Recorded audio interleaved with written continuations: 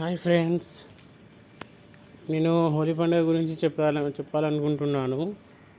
మనం హోలీ పండుగ ఎందుకు జరుపుకుంటున్నామంటే, హిరణ్యకశిపుడు అనే ఒక రాక్షసుడు ప్రహ్లాదుని తండ్రి.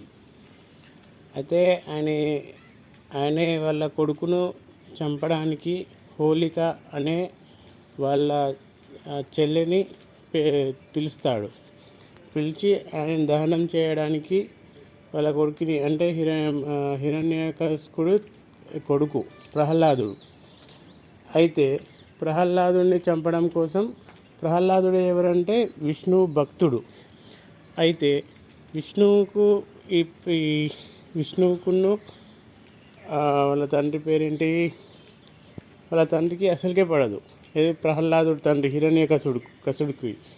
అయితే ప్రహ్లాదుడిని హతం చేయడం కోసం హోలిక అనే వాళ్ళ చెల్లిని అగ్నిలో, వాళ్ళ చెల్లికి ఏమవుతుందంటే అగ్నిలో ఉన్న హోలిక అనేట ఆమె కాలిపోదు. ఆమెకు అట్లాంటి వరం ఉంటుంది.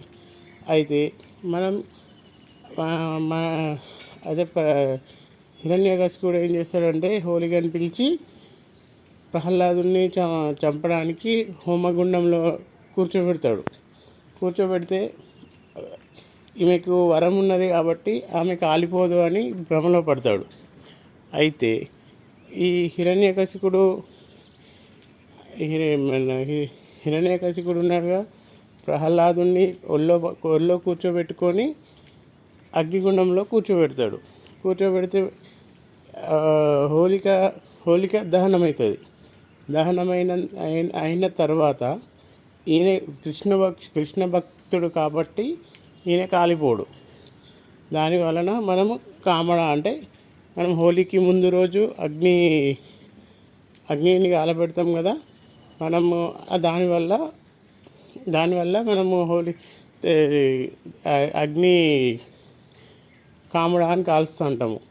దాని వలన తెల్లారి అందరూ రంగుల పండుగ చేసుకుంటారు. దాన్నే మనము హోలీ అని అంటున్నాం. దానివల్ల మనము హోలీ పండుగ జరుపుకోవడం జరుగుతుంది.